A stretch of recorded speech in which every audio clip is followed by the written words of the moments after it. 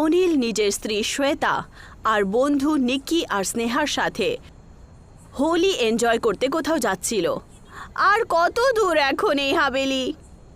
ব্যাস আর একটু অপেক্ষা করো না, আমরা এক্ষুনি পৌঁছে যাব। আচ্ছা অনিল, তুমি এই মহলটা এত কম দামে কি করে পেলে?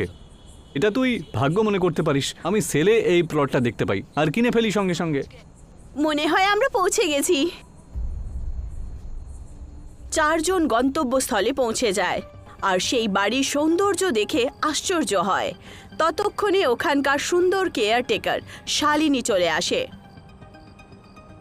আপনাদের সবার এই হাভেলিতে স্বাগত। আসুন, আপনারা একটু রেস্ট করুন, ততক্ষণ আমরা আপনাদের খাওয়া দাওয়া নিয়ে আসছি। ওয়াও, কি সুন্দর এই হাভেলিটা! নিখিল ঠিক বলছিল, তোমার এই হাভেলিটা কেনা কোনো জ্যাকপট থেকে কম নয়। হ্যাঁ অনিল, এটা তো সামনে থেকে আরো সুন্দর দেখতে। এসো চলো যাই, আমরা হোলিকা তৈরি করার জন্য ব্যবস্থা করতে হবে তো। হ্যাঁ, আমরা তো আর আরাম করতে পারবো না, আসলে এমনি তো কালকেই হোলিকা দহন রয়েছে। সবাই আরাম করে নেওয়ার পর বিকেলবেলা হোলিকা দহনের তৈয়ারি করছিল। তক্ষুনি শালিনী শ্বেতাকে শাড়ি পরিয়ে নিয়ে আসে।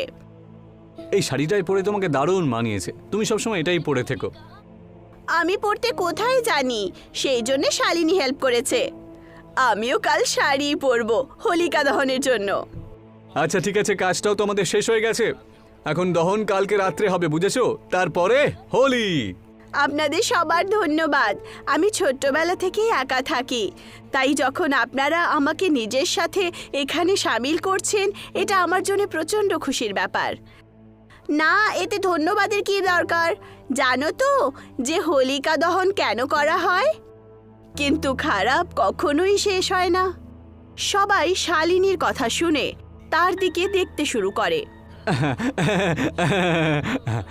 এ তো অন্ধকারের সমাপ্তির একটা প্রতীক শালিনী। যদি এইভাবে এই বিষয়টাকে তুমি দেখো তাহলে খুব ভালো হবে। হ্যাঁ অনিল বাবু, আমি ক্ষমা চাইছি।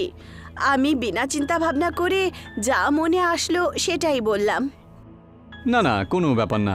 চলো সবাই শুয়ে পড়ি, সবাই ট্রাভেলার কাজ করে ক্লান্ত। অর্ধেক রাত হয়ে গেছিল আর সবাই নিজের রুমে ঘুমোচ্ছিল।